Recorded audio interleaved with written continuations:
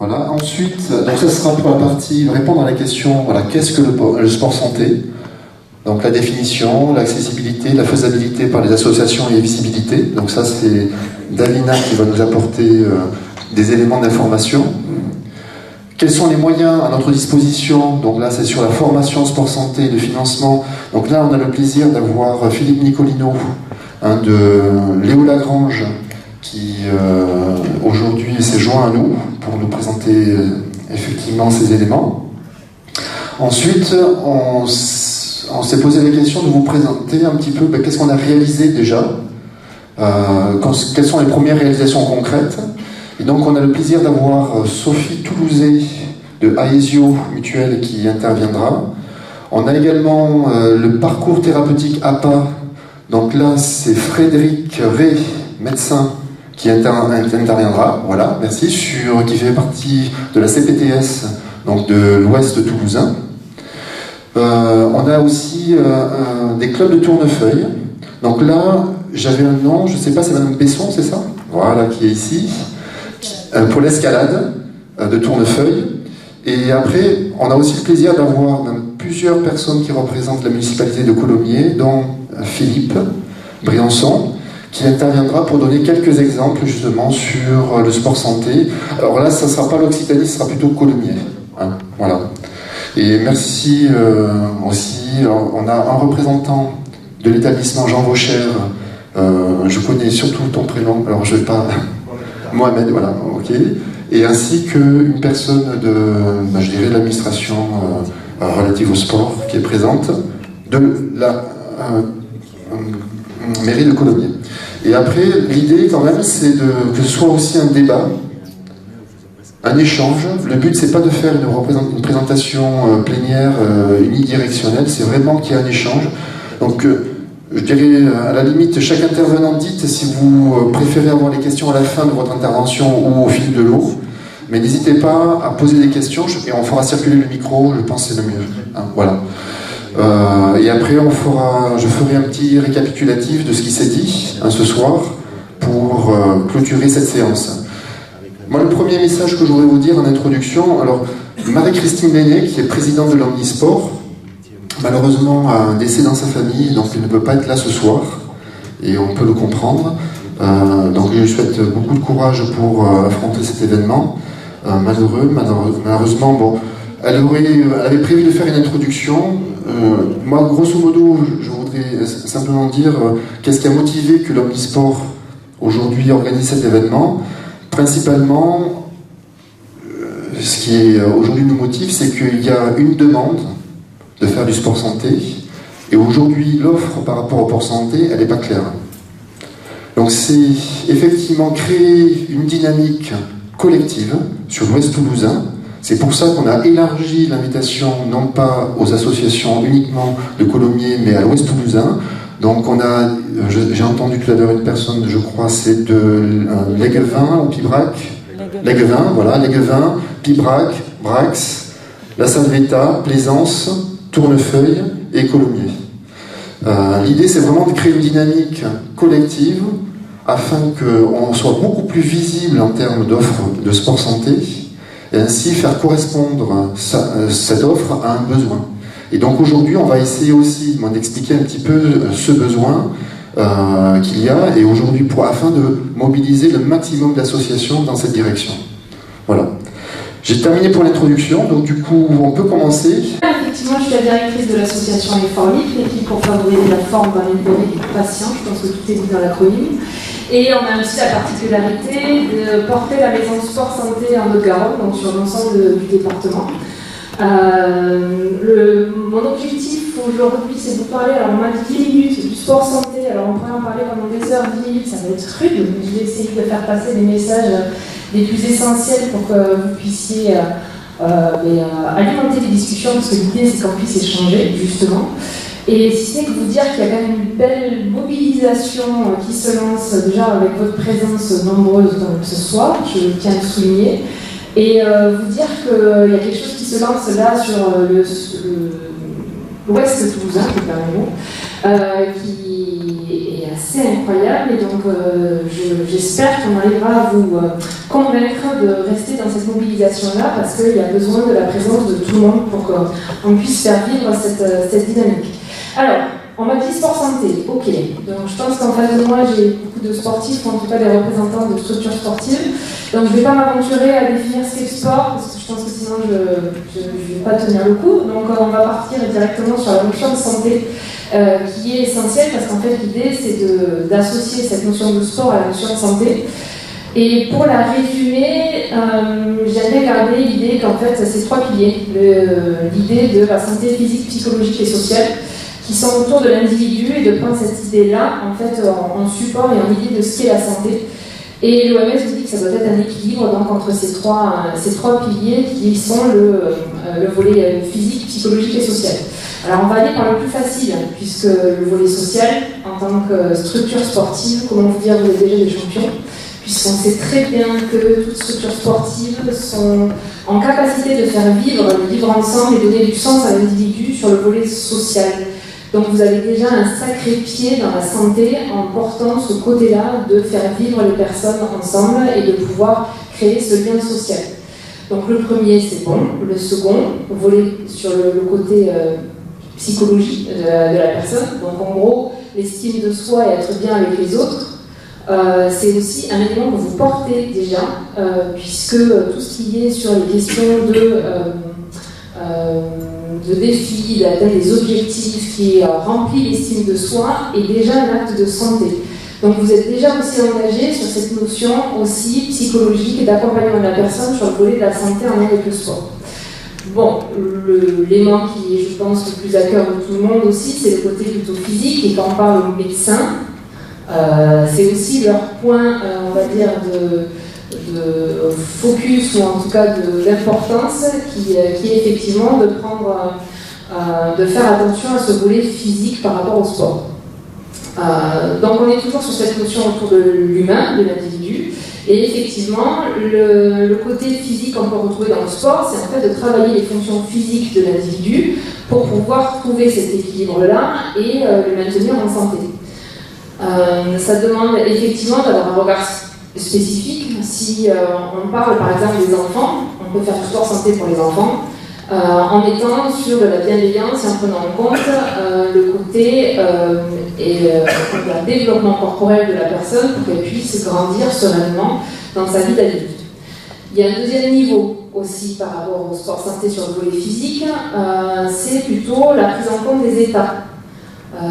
Des exemples, le vieillissement est un état. Le bon vieillissement, l'activité physique permet d'aller vers du bon vieillissement et du vieillissement en bonne santé. Je peux vous donner un autre exemple aussi. Par exemple, pour la femme enceinte, l'activité physique est prescrite. On est dans un regard sur l'état du processus de la personne. Il est plus que prouvé que l'activité physique par rapport aux femmes enceintes permet d'améliorer la vie fétale, d'améliorer la santé de la maman, d'améliorer et d'assurer le temps de la grossesse, en tout cas qu'elle se passe dans une meilleure condition possible, d'améliorer la vie de l'enfant à naître, d'améliorer la vie, alors elle est longue la liste, je vais tout la faire, la vie de la femme après l'accouchement, et aussi, pour la petite blague, d'améliorer le temps de l'obstétricien, puisque l'activité physique permet de faciliter, d'améliorer aussi l'accouchement. Donc on a aussi ce rôle-là sur l'activité physique par rapport à l'état. Troisième volet, je pense que c'est celui qui vous concerne le plus, ou peut-être sur lequel vous avez le plus d'attentes, c'est le côté des personnes avec pathologie. Et effectivement, il y a ce regard-là à avoir, plus spécifique sur une personne avec pathologie par rapport à son versant de ses problématiques physiques, comment le prendre en charge, comment l'accompagner, puisque on sait très bien que dans le sport santé, l'activité physique est maintenant prescrite, en tout cas est nécessaire dans le parcours de soins, et il y a ce regard-là qui est important et qui est essentiel aussi pour que les personnes puissent avoir des lieux de pratique d'activité physique où est pris en compte leur pathologie. Alors je dis sport santé dans leur intégralité physique, psychologique et sociale, mais le côté physique est quand même pas important, où il faut se sentir à l'aise, avoir les connaissances et pouvoir accompagner, ou en tout cas proposer une activité physique à la personne qui correspond à ses capacités physiques. Et là, sur les réflexions qu'on peut avoir ou on peut voir, quand on entend le mot sport santé, on a tendance à dire ok, il faut que ça soit debout. Ok, il faut faire attention, sport santé, c'est plutôt de la gym douce, etc. C'est pas totalement vrai. C'est-à-dire que si on repart sur ce principe d'équilibre physique, psychologique et social, et si on veut que l'activité physique rentre dans une démarche de soins, il faut aller travailler les limites de la personne pour justement améliorer ses capacités physiques et améliorer sa santé. Et cette notion de limite, elle est quand même assez complexe à atteindre, puisque ça demande des compétences de l'éducateur, des compétences du médecin et des compétences du patient aussi pour qu'il puisse être autonome dans sa pratique et qu'il puisse savoir s'écouter. Donc en fait, le sport santé, je ne sais pas si vous avez suivi la logique de Moncharabia, c'est en fait qu'on prend le sport et on le met à l'outil de la santé, ce fameux équilibre physique, psychologique et social, pour n'importe quelle personne. Une personne qui est en bonne santé peut faire du sport santé du moment qu'elle est en équilibre sur son volet physique, psychologique et social. Une personne qui est dans un état d'évolution ou un état spécifique comme la grossesse peut aussi avoir cet équilibre-là et ça demandera un regard spécifique. Et le troisième, c'est une personne avec pathologie, ça reste une personne dans cet équilibre physique, psychologique et social, et où il faudra aussi amener une pratique d'activité physique qui répond à ses besoins. Et si on veut être dans les besoins spécifiques par rapport à sa pathologie, les répondre en fait aux indications et j'ai perdu mon mot, je ne sais pas si quelqu'un peut l'avoir, mais au fonctionnement et aux besoins par rapport à sa pathologie pour entrer dans cette démarche de soins. Je vous donne un exemple. Une personne qui a du diabète de type 2, qui peut être en surpoids avec un problème au niveau des genoux, peut faire de l'activité physique et peut avoir pas de contre-indication à la pratique de l'activité physique. Pour autant, elle peut faire du sport santé et être en mouvement, mais si elle veut rentrer dans un sport santé qui permet de répondre à ces problématiques de santé, de soins par rapport au diabète de type 2, il sera nécessaire qu'il travaille sa fonction cardiovasculaire parce que l'HAS, la Haute Autorité de Santé, a reconnu toutes les études, etc. et a dit que oui, par rapport au diabète, le traitement, c'est une pratique d'activité physique endurante, donc c'est pas de la gym douce, c'est d'inviter la personne à faire un mouvement actif avec intensité sur une longue durée pour justement travailler sa fonction métabolique. Sur cette pathologie-là, il y a des réponses, mais il y a des réponses sur 30-40 pathologies où l'activité physique rentre dans une démarche de soins spécifiques. Et en fait, le sport santé, c'est tout ça. On part juste du principe équilibre physique, psychologique et social, et à partir de là, on ouvre à l'individu, enfant, personne en bonne santé, personne sédentaire, personne en état ou personne à pathologie. Donc voilà si, comme je devais avoir 10 minutes, je suis à peu près arrivée à tenir en parler, de vous dire ce qu'est le sport santé aujourd'hui et pourquoi il est nécessaire de s'investir sur cette question-là, parce que l'équilibre est nécessaire pour chaque humain et qu'il est nécessaire qu'on puisse avoir une offre spécifique pour que les personnes restent en bonne santé ou que les personnes puissent améliorer leur état de santé. Donc je devais également parler de l'accessibilité, de la faisabilité et la visibilité. Alors, je vous ai dit que vous étiez déjà pour moi dans le sport santé. À partir du moment où vous avez un regard spécifique sur l'aspect social, et je le redis, les structures sportives sont extraordinaires pour ça. À partir du moment où vous êtes à l'écoute de la personne et que vous êtes dans un respect psychologique et une intégration de la personne dans sa sphère psychologique, mentale, et que vous êtes en respect de ses capacités physiques ou dans une démarche d'améliorer ses capacités physiques, vous êtes dans une démarche de sport santé. Après, pour aller plus loin, effectivement, et là je vais laisser la main après par la suite et ça sera complété aussi par la présentation du parcours thérapeutique, c'est comment aller vers ces personnes à pathologie pour répondre à leurs besoins. Ça sera en deuxième temps. Faisabilité, vous le faites déjà, vous pouvez le faire mieux et la formation peut-être avec les éléments qui seront par la suite pourront vous aider à justement aller vers ça. La visibilité, juste une info, il y a une carte Occitanie Sport Santé qui est mise en place sur l'ensemble de l'Occitanie. Montrez-vous, parce que les professionnels de santé ont besoin de vous voir. Donc c'est très simple, vous allez sur la cartographie, elle est OSS, Occitanie Sport Santé pour s'en rappeler. Il y a marqué directement comment vous inscrire, on vous explique la procédure, et à partir du moment où vous proposez déjà de l'activité physique en prévention primaire et autres, vous pouvez vous inscrire rendez-vous physique. Voilà. 10 minutes, c'est bon ? Parfait. Alors, le lien dont parle Davina, vous l'aurez dans le compte rendu, puisque normalement, pour ceux qui l'ont pas fait, mais à l'entrée, on a une liste de présence. Et si vous mettez votre email, vous recevrez donc le compte rendu et vous aurez le lien dont vient de parler Davina pour se rendre visible auprès des professionnels de santé et ainsi recevoir du public en demande de sport santé. Du coup, pour moi, l'occasion de vous présenter donc Philippe Nicolino qui prend la suite. Quels sont les moyens à notre disposition? Mais avant tout, est-ce qu'il y a des questions quand même vis-à-vis de Davina? Est-ce que ça a suscité des questions? Alors après, si vous avez peur du micro, vous pouvez parler sans micro.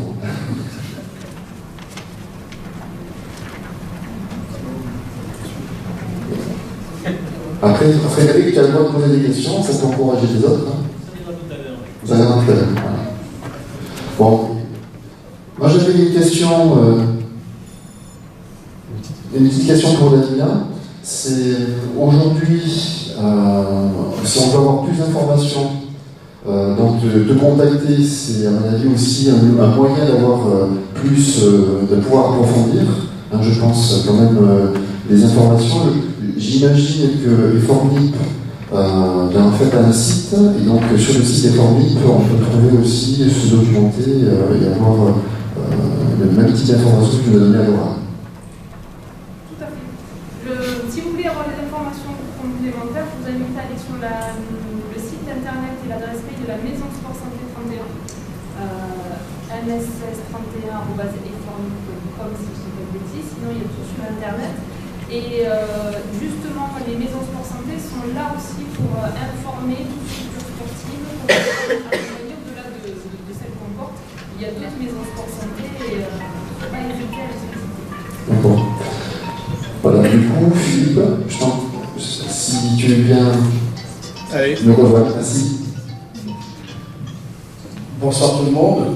Alors, j'ai pas l'accent de chez vous, mais voilà, donc moi on m'a confié la partie la plus intéressante et peut-être la plus compliquée, celle des moyens, voilà, que tout le monde rencontre. Alors peut-être en deux mots, je suis effectivement le directeur de l'Union nationale sportive de Lorient, donc on travaille effectivement sur des questions, on fait partie des fédérations qui s'intéressent à ces questions. On a des maisons de sport santé qui ont différentes configurations, on a des programmes, donc voilà, je connais effectivement les difficultés, mais aussi les réussites qu'on peut avoir sur le terrain. Donc je vais vous parler à ce titre-là. Et puis quand on a préparé effectivement ce colloque, j'ai tenu à dire, parce que de toute façon, vous pourrez repérer dans l'ensemble effectivement du panorama des financements. Je préside actuellement donc, le comité sport santé de la Fondation de France, avec un certain nombre de personnalités et d'experts. Et je sais que c'est aussi un financeur qui est souvent approché par les maisons de sport santé, par les associations, etc. Donc je préfère dire tout de suite, si dans les questions, je peux vous apporter effectivement si ce n'est des solutions, en tout cas des raccourcis, ce sera ménagé. Voilà, alors je vais peut-être revenir sur ce qui a été dit précédemment sur la question du sport santé, parce qu'effectivement, c'est assez fondamental. Il ne faut pas résumer le sport santé à une question d'experts Bac plus 12 avec 18 médecins et 18 millions de budget pour pouvoir agir dans ce sens-là. Ça enveloppe une globalité d'actions qui peuvent commencer par des bénévoles, on parle ici de la formation et de l'encadrement, et 0 € parce qu'on peut le faire dans son budget et dans ce qu'on fait déjà. Inciter les personnes à ne pas rester assises pendant 2 heures à écouter quelqu'un, c'est déjà du sport santé. Ne pas monter sur scène pour s'asseoir, prendre le micro dans la vidéoprojecteur, c'est déjà du sport santé. Donc voilà, moi ça me permet un peu de bouger. J'ai eu une journée, je fais partie moi des actifs sédentaires. Ah oui. Et vous êtes, je pense, la plupart d'entre vous, des actifs sédentaires, c'est-à-dire que vous êtes en activité, mais votre travail, vos fonctions vous obligent à être assis tout le temps. Le départ, ce n'était pas votre volonté. Voilà. Et on est donc une population à risque. Parce qu'on passe d'une sorte d'activité régulière physique, et pas que sportive, il y a une petite subtilité quand même, et à une sédentarité qui nous a imposé pour des différentes raisons, Et du coup, nos 30 minutes d'activité physique, on ne les fait pas, nos 9 minutes on ne les fait pas, etc. Si on ne fait pas attention à ça. Voilà, c'était juste une petite parenthèse.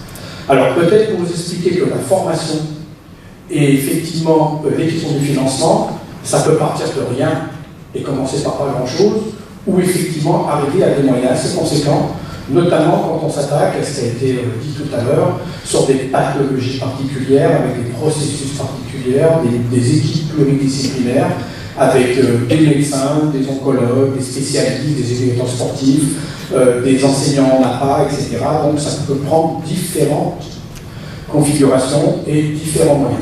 Et c'est un enjeu de santé publique. En France, pour des raisons culturelles avant tout, on ne fait pas assez d'activité physique, contrairement à d'autres pays. Alors, et curieusement, on a quelquefois un certain nombre de représentations qui sont fausses sur ce niveau-là, et du coup, les moyens derrière sont associés. Puisque si on veut à chaque fois, c'est peut-être franco-français, dès qu'il faut faire quelque chose en plus, il faut des moyens en plus. Mais qu'est-ce qui nous empêche de faire des choses au quotidien qui rentrent dans la logique des recommandations de l'OMS, non pas du FUS, du sport, l'Organisation mondiale de la santé, qui donne des préconisations. Alors aujourd'hui, grâce aux maisons de sport santé, grâce à des structures comme Informing, on a ces données-là. On a ces données-là qui nous disent aujourd'hui pour les jeunes, aujourd'hui pour les malades, aujourd'hui pour les seniors, voilà la situation, voilà ce qu'on peut faire, et qui aura des effets durables. Effectivement, le vieillissement, c'est un état, c'est pas une maladie, et on peut mourir en bonne santé sans que ça demande des subventions exceptionnelles. Oui, ça nous fait rigoler. Je sais qu'au niveau du crâne, vous savez, parce que vous êtes beaucoup en activité là-dessus, mais le fait de marcher, le fait d'avoir une activité physique, le fait d'aller voir régulièrement son médecin, et tout le monde n'est pas à une même égalité. Voilà. Donc, aujourd'hui, sur la formation, qu'est-ce qui se passe ? Vous savez qu'en France, on est dans un système qui est coupé en deux entre les bénévoles et les professionnels. Le code du sport ne donne pas les mêmes prérogatives, les mêmes responsabilités aux bénévoles et aux professionnels. Donc, à titre bénévole, lorsque vous encadrez les activités, vous pouvez inciter, donc il faut vous informer sur effectivement les recommandations simples que vous allez trouver dans les maisons de sport santé, quelles sont les bonnes habitudes à prendre lorsqu'on se lève, jusqu'au moment où on se couche.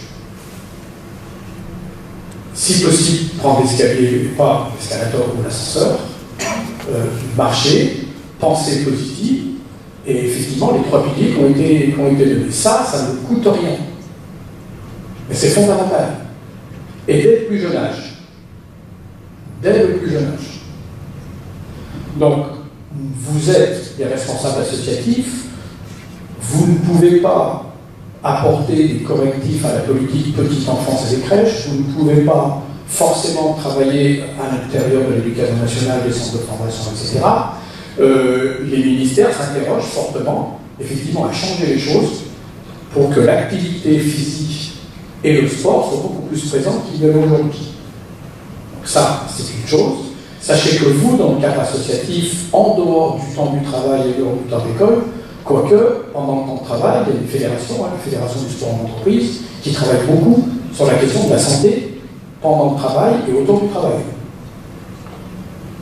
Il y a beaucoup de collectivités qui organisent les espaces autour des entreprises en parcours santé pour les personnes qui, alors, je le suppose, je connais un petit peu l'agglomération, mais on n'habite pas à 100 mètres du lieu où on travaille. Il y a des transports. Mais dans son lieu de travail, on y passe du temps, entre midi et 2, à un certain moment, et même pendant le temps de travail, il y a de plus en plus de choses qui commencent à se mettre en place. En retard par rapport à certains pays qui font d'agir dans les premières demi-heures quand on arrive au travail, collectivement, dans le hall d'entrée, dans l'atelier, dans les bureaux, etc. Ça ne demande pas de moyens, ça demande du temps. Et ça peut se faire en partenariat avec les associations sportives locales. Aménager les espaces dans un parc d'activité économique, c'est aussi faire des balades, des déambulations, du sport santé. Et on peut investir dans des pistes cyclables, on peut aussi investir dans ces petites choses qui font que ça va inciter. Alors je ne sais pas si vous connaissez le design actif, hein, c'est très à la mode. Mais à un moment donné, comment on dessine les espaces pour inviter un enfant à marcher sur du rouge, puis après du vert, après du rouge, mais un enfant, un adulte, un senior, tout à chacun. Deuxième niveau, effectivement, se dire il faut un moment que les éducateurs sportifs qui sont professionnels s'intéressent à ça. Donc déjà dans la formation d'éducateurs sportifs, vous avez tous des compétences qui vous disent on va mettre en place des séances qui se structurent en un début, un milieu et une fin, dans lequel on prend en compte les besoins de mise en activité de la personne. Un enfant a des besoins différents d'un adulte qui fait de l'activité physique. Donc les échauffements, les mises en place, tout ça, ça représente de la santé. Et c'est inclus dans le parcours de formation ordinaire de tout éducateur sportif qui participe à ce qu'on appelle, on a changé de mot, la PPG, la préparation physique généralisée. Et toutes les disciplines, toutes les activités participent à vous mettre en activité physique et à développer certaines choses. Alors, tout à l'heure, j'étais avec Joël, j'ai vu du tir à l'arc, ça me rappelait des bons souvenirs, mais dans le tir à l'arc, on se dit, oui, c'est pas du rugby, c'est pas de la boxe, c'est peut-être moins intensif. Si, il y a de la concentration, il y a de l'activité, on va marcher, on va retourner vers la cible, on va revenir. Donc voilà, tout ça, les éducateurs sportifs font ça dans leur bagage de départ. Peut-être qu'ils l'ont oublié, mais ça commence déjà là, le sport santé. Ensuite, on a effectivement des spécialistes du sport santé qu'on appelle l'APA, l'activité physique adaptée. Donc là, effectivement, on va partir d'une problématique un peu pointue, on va construire une action, une activité qui va permettre de résoudre le problème de santé de la personne visée. Ça, c'est un métier, c'est des compétences complémentaires. Et c'est là-dessus qu'aujourd'hui en France, les tendances se discutent, voire se disputent, en disant, est-ce que, je sais qu'il y a un médecin dans la salle, mais est-ce que le sport sur l'ordonnance est réservé aux médecins kinés et les enseignants en APA sont en deuxième rang, voire exclus de tout ça? Est-ce qu'il faut avoir une logique qui inclut le plus grand nombre, y compris les bénévoles, et comment se repérer là-dedans? On ne peut pas s'improviser à travailler sur la réduction des effets de la maladie de Parkinson lorsqu'on ne connaît rien du tout en termes de santé. Et surtout, si on aborde aussi la question de la santé mentale, par exemple. Donc, il faut s'y retrouver. Et aujourd'hui, les avancées commencent à se faire d'un point de vue scientifique et d'un point de vue technique sur ces questions-là. Pareil pour les financements.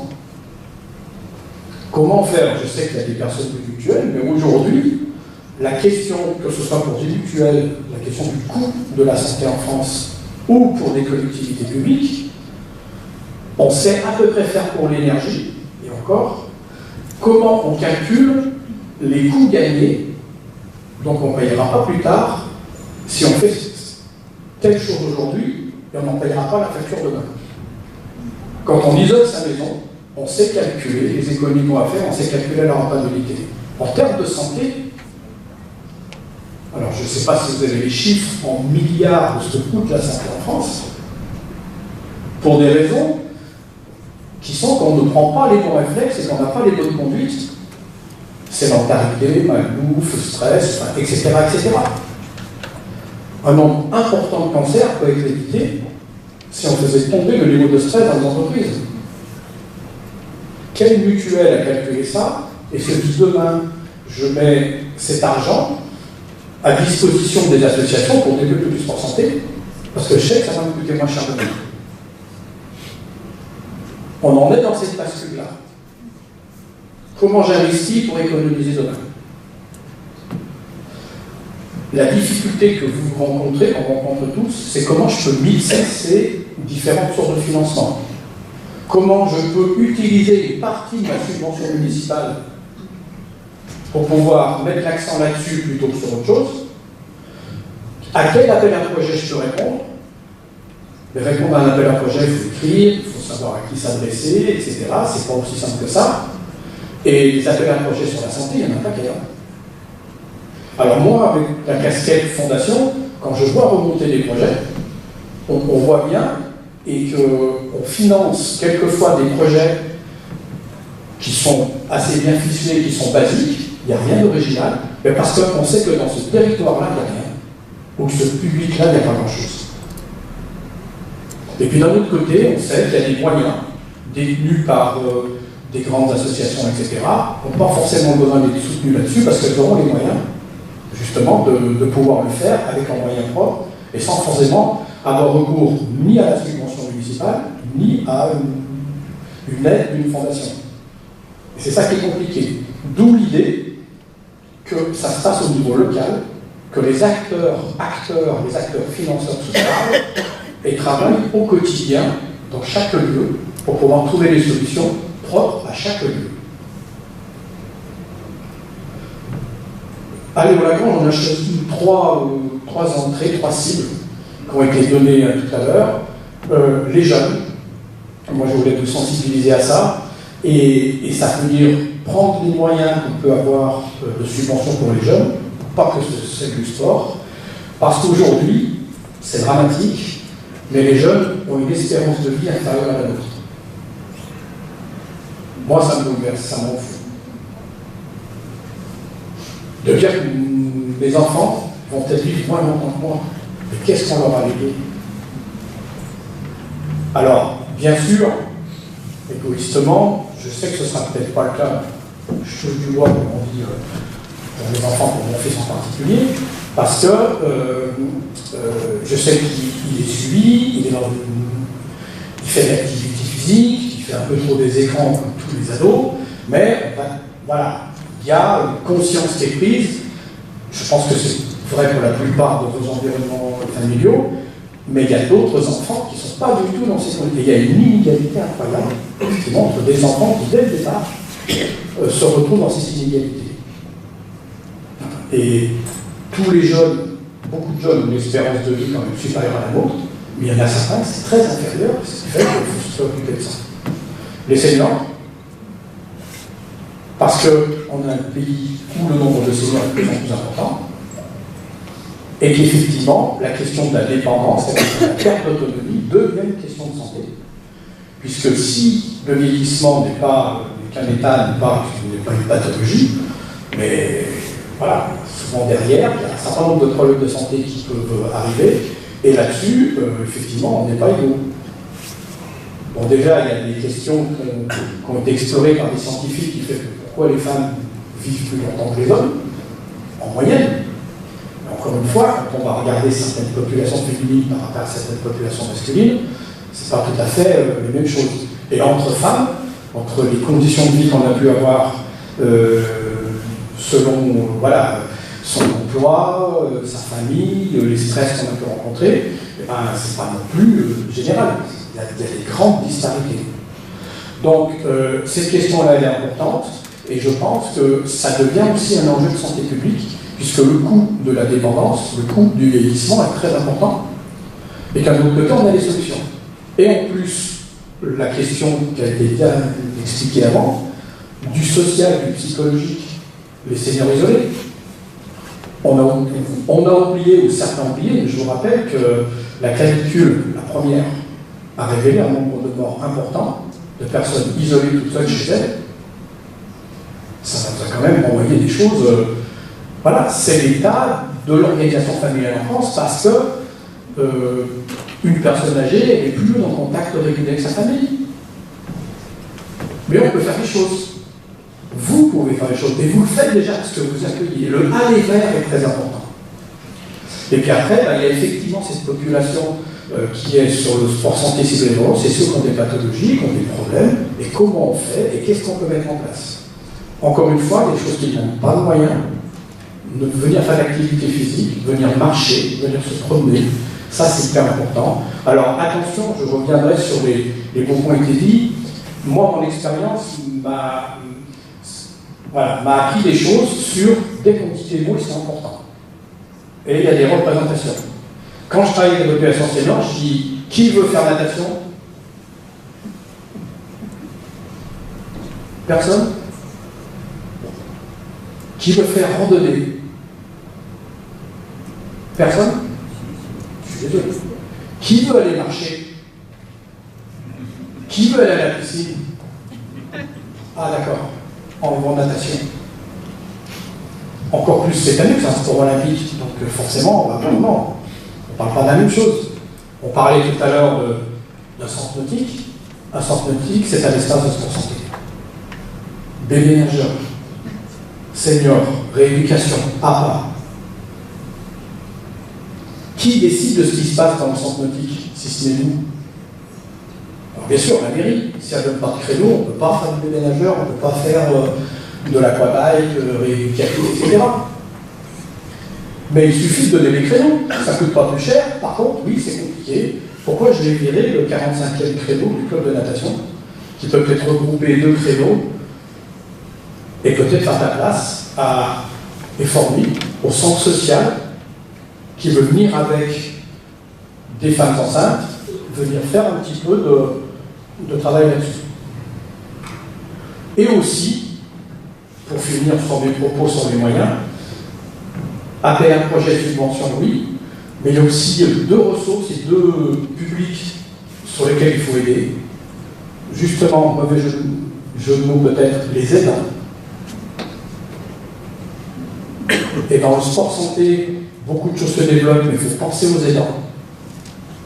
Ça c'est important. Qu'est-ce qui empêche d'ouvrir une section de marche, tir à l'arc, échec, promenade, ping-pong, tout ce que vous voulez, pour des aidants qui vont pouvoir à un moment donné avoir du répit?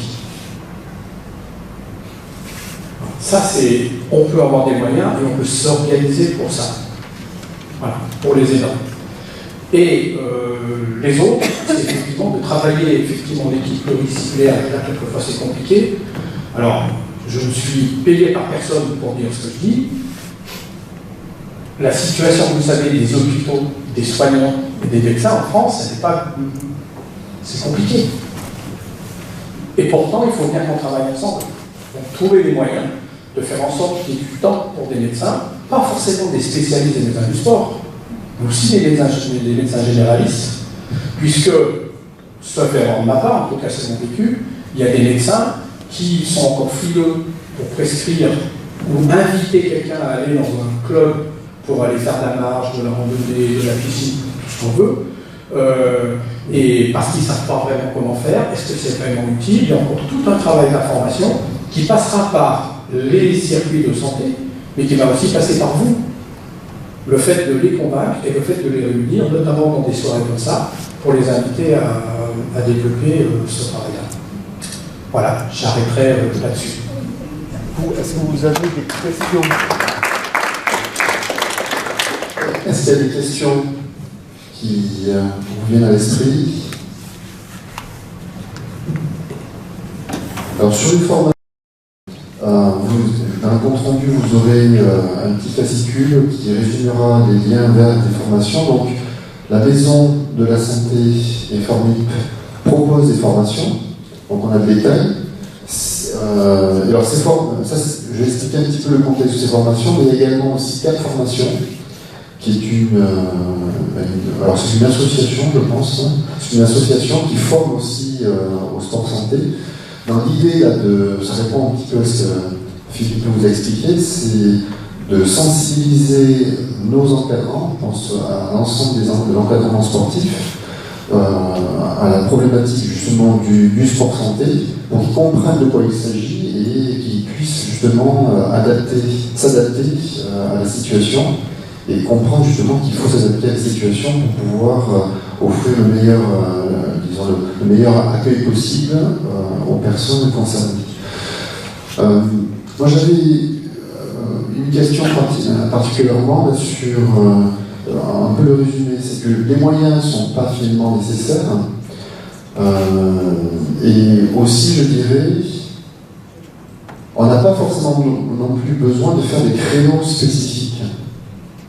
C'est-à-dire qu'on pense de suite sport santé, il faut qu'une association dise ok, je fais du sport santé, donc du coup il faut bien identifier les créneaux. Et pourquoi? On veut cibler des adolescents qui sont en fait sédentaires.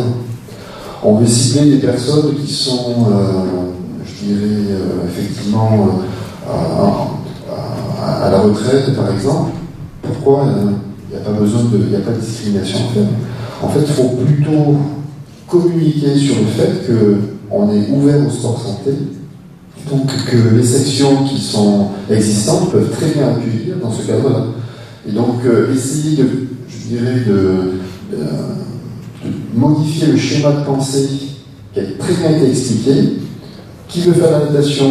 Il n'y a personne. Qui veut aller à la piscine?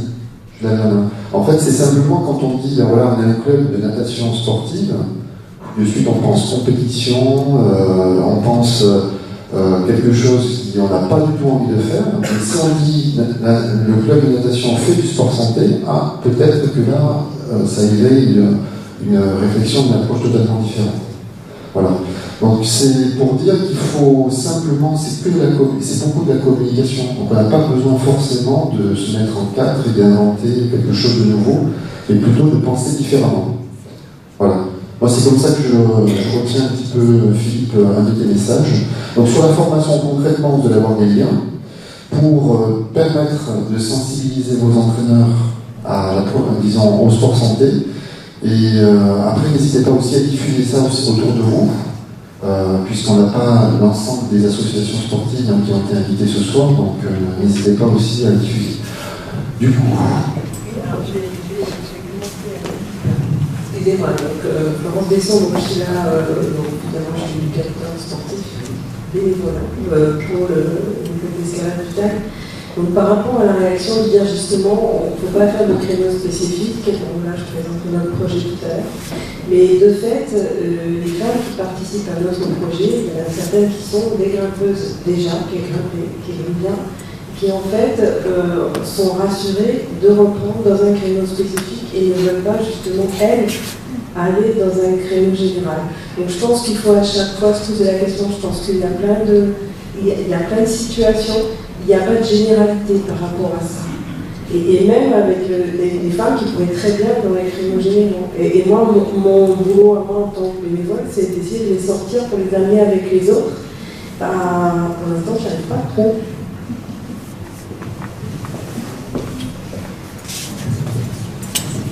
Merci Florence pour ton intervention. Du coup, Florence va intervenir justement pour présenter l'escalade. S'il n'y a pas d'autres questions, si, Philippe. Non, c'est pas une question, c'est un oubli que je voulais aussi rajouter. Dans les ressources que vous avez, puisque parler effectivement formation et financement, je suis au-delà des ressources, sachez qu'il y a beaucoup aussi de réseaux de patients experts, patients partenaires, ça dépend, ils s'appellent différemment. C'est-à-dire des personnes qui ont eu des accidents de santé et par le sport santé, s'en sont tirés. Et ils sont, il y a des associations qui sont en lien, qui sont en réseaux nationaux, régionaux, et qui peuvent apporter beaucoup de choses et qui peuvent vous apporter effectivement, dès le départ d'un projet, dès le départ d'une volonté de travailler là-dessus, les bonnes pratiques, c'est toutes ces petites choses. Alors, moi je suis de la région lyonnaise, savoir faire du sport santé, être qualifié pour du sport santé, ça ne suffit pas, parce que le côté psychologique et humain est très fin. Et nous, on dit savoir y faire.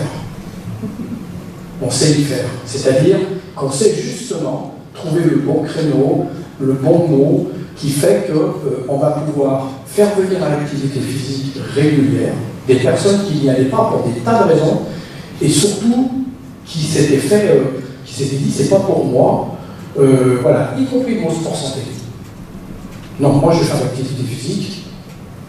Je ne veux pas qu'on me renvoie ma santé, parce que déjà, je ne suis pas content d'être moyennement pas du tout en bonne santé. Et que je comprends effectivement ce que vous dites sur des créneaux. Après, c'est chaque chose en son temps. Quand on est à l'aise dans son corps, on se dit, ouais, bon, tout le monde veut être un peu plus mince. Ça va commencer dans quelques mois, parce qu'on va dans tous les magazines, préparer des publicités pour la plage. Donc tout le monde voudrait avoir un physique de rêve, parce qu'on nous dicte ça. Mais à un moment donné, quand on est bien dans ses baskets, on est bien dans sa peau, le reste n'est plus important. Mais il y a des moments où c'est important. Merci Philippe.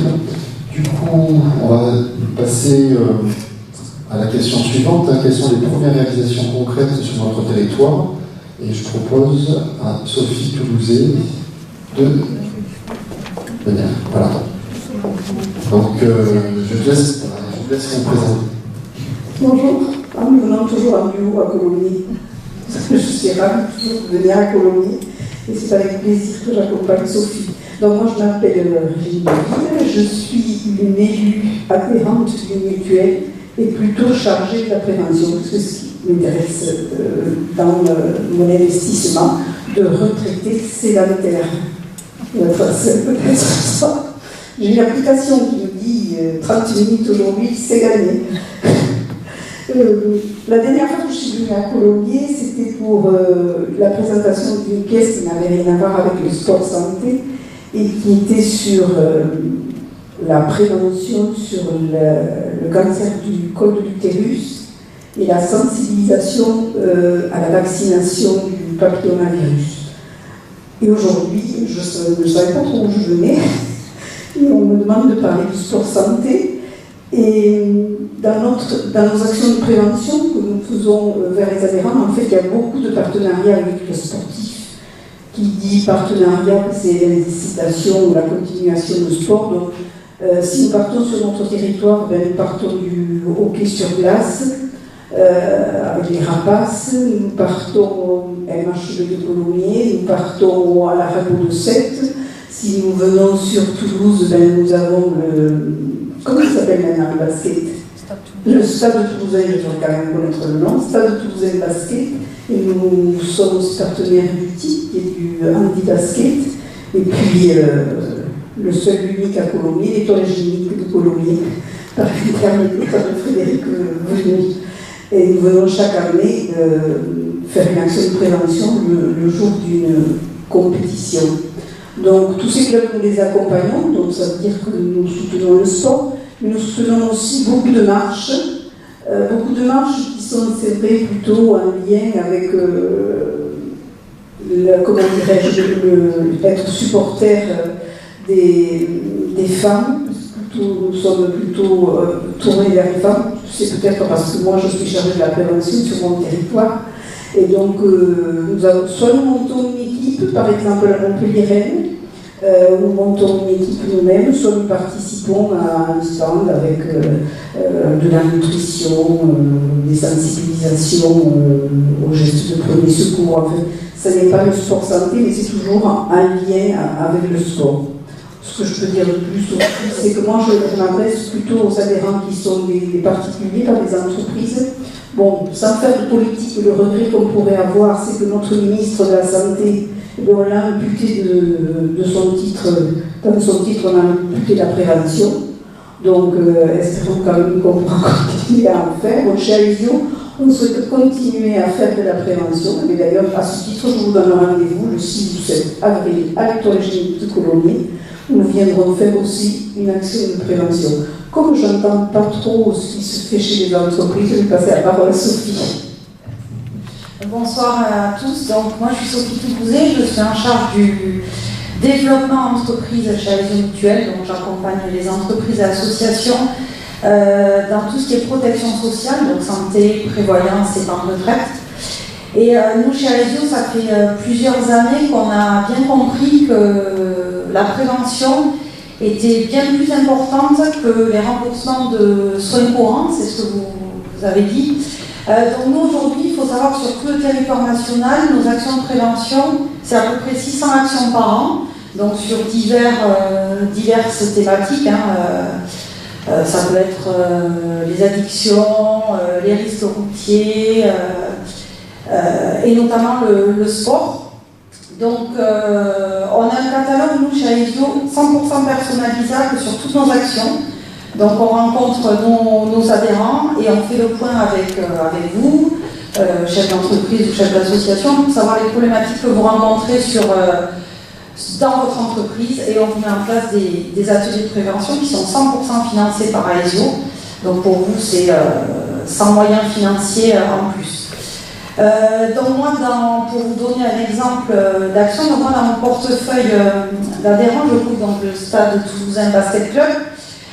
Donc c'est un partenariat historique, hein, ça fait je pense 12 ans ou 13 ans qu'on est partenaire du club. Et il s'était rendu compte qu'il rencontrait des problématiques avec les sportifs de haut niveau, puisque c'est du sport de haut niveau, sur la nutrition. Donc les gars, ils faisaient leur match et puis ils venaient trinquer rapidement avec nous, puis ils allaient tous manger au McDo de Compense. Voilà. Et donc du coup, on a mis en place des ateliers de prévention avec eux, dans un partenariat avec Régine, avec la venue d'un nutritionniste, pour les sensibiliser sur l'importance de bien manger, notamment pour les résultats sportifs, mais pas que, pour le bien-être psychologique, pour le sommeil, la qualité de vie. Et il n'y a pas longtemps, pour avoir échangé avec eux, je suis quasiment certaine qu'après les matchs, ils ne vont plus, en tout cas, se restaurer au McDo ce soir-là. Donc voilà, donc n'hésitez pas à faire appel à nos services si vous souhaitez faire un diagnostic prévention dans vos structures, on sera ravis de vous l'offrir. Si vous avez des questions. Travaillez-vous avec des établissements comme lycée ou collège? Oui. Alors, en fait, nous, à l'ESO, on est recommandé dans certaines conventions collectives, branches professionnelles, et donc avec l'enseignement, on a des accords, et donc on travaille en effet avec des établissements scolaires sur tout ce qui est action de prévention. Ouais. Nous allons prochainement faire une action de prévention dans un collège en Toulouse.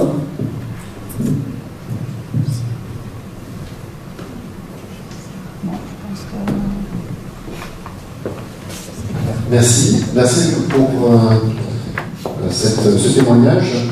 Du coup, je vais appeler Frédéric Rey, médecin, qui va vous présenter un petit peu le parcours thérapeutique APA.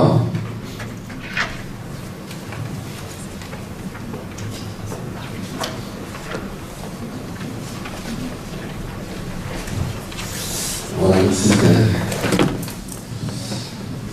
Bonsoir à toutes et à tous. Je remercie l'Omnisport de Colombier pour cette invitation. Merci Frédéric pour m'avoir présenté cette opportunité.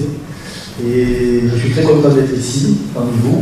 Et c'est un moment très important à titre personnel. Parce que nous sommes dans une réflexion au niveau médical, on va être assez médical cette réflexion. Je vais essayer de faire passer 16 ans de contamination par le fait que les activités physiques, en tant que médecin généraliste, non médecin du sport, membre du comité d'administration des formiques depuis 16 ans, contaminé donc au départ par cette notion, par cette focalisation que l'activité physique est un médicament. Donc ça va être très médicament par rapport à tout ce qui a été dit. De toute façon, c'est pas parce que je parle de médicaments que je n'adhère pas parfaitement. Et justement, si c'est important aujourd'hui d'être ici, parce qu'en fait, c'est de sortir des médicaments. Mais voilà, je vais essayer de vous lire le texte que j'ai écrit aujourd'hui, qui va vous montrer mon obsession du médicament, mon obsession d'en sortir, justement, grâce à l'activité physique, sport santé, l'activité physique adaptée, toutes ces choses-là, que j'ai résumé par le mot bouger, en fait, bouger son corps. Ouais.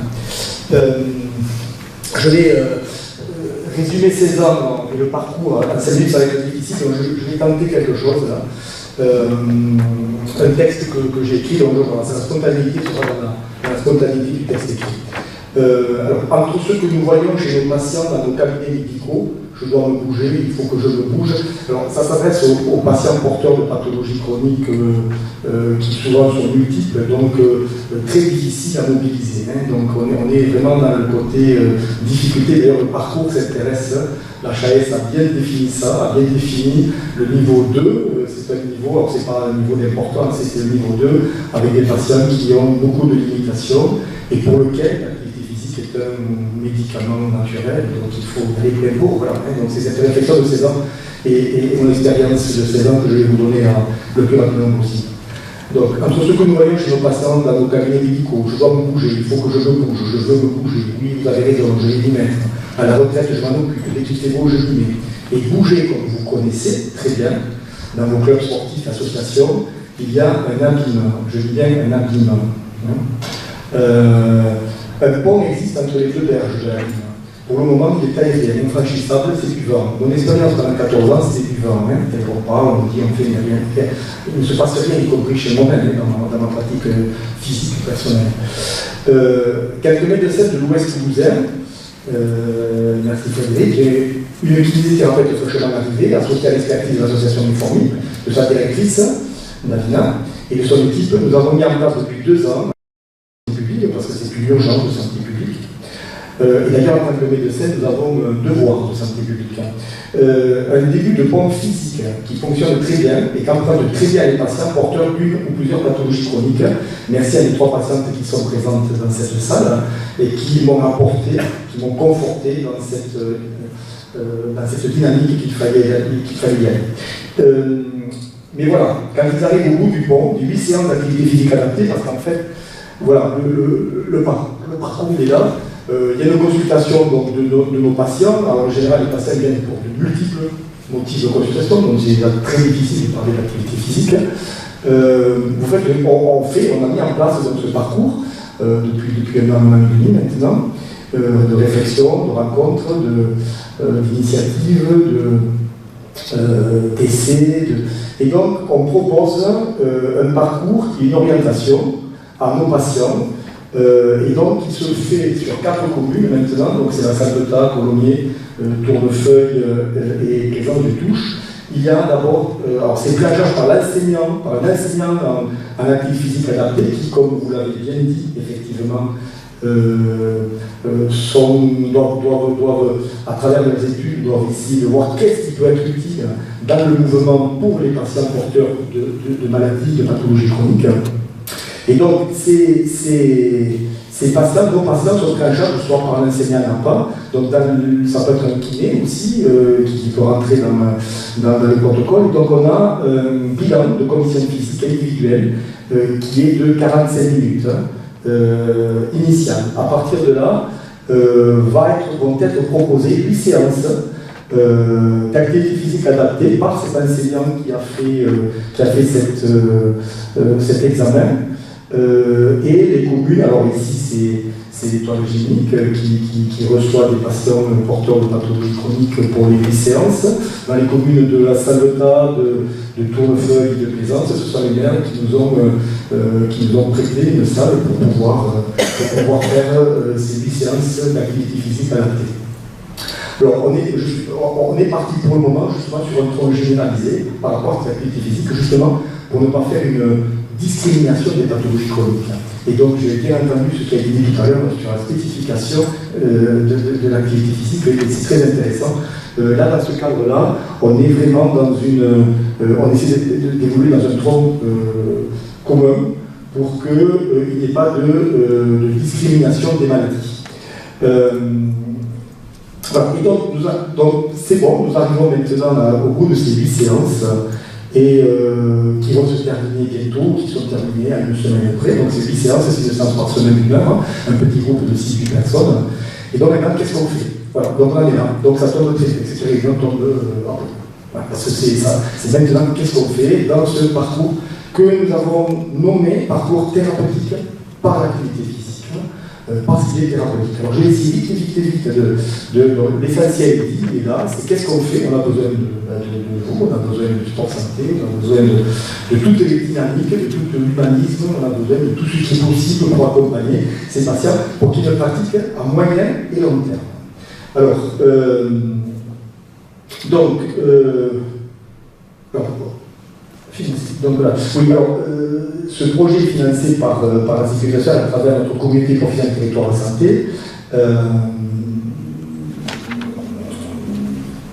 Je voudrais rapidement dire, David Alvor, un jour en parlant comme ça, il a dit que nous procure la nature, le naturel. Donc, co-initiatrice et co-créatrice du parcours thérapeutique par l'activité physique, donc nous allons parler de naturel. bouger est naturel. L'humain est programmé depuis la nuit des temps pour pouvoir marcher au quotidien de longue distance. 15 km chez l'homme, 9 km chez la femme, c'est dans la nature de nos gènes. Économiser notre énergie est naturel aussi. C'est aussi dans la nature de nos gènes depuis la nuit des temps. Et économiser notre énergie, ça marche super bien depuis 50 ans avec la télévision, la voiture, Internet, dans des écrans pour communiquer sur les réseaux, pour chercher à s'informer sur les sites, pour commander sur Internet des produits de nos besoins du quotidien, pour télétravailler, quoi de plus normal.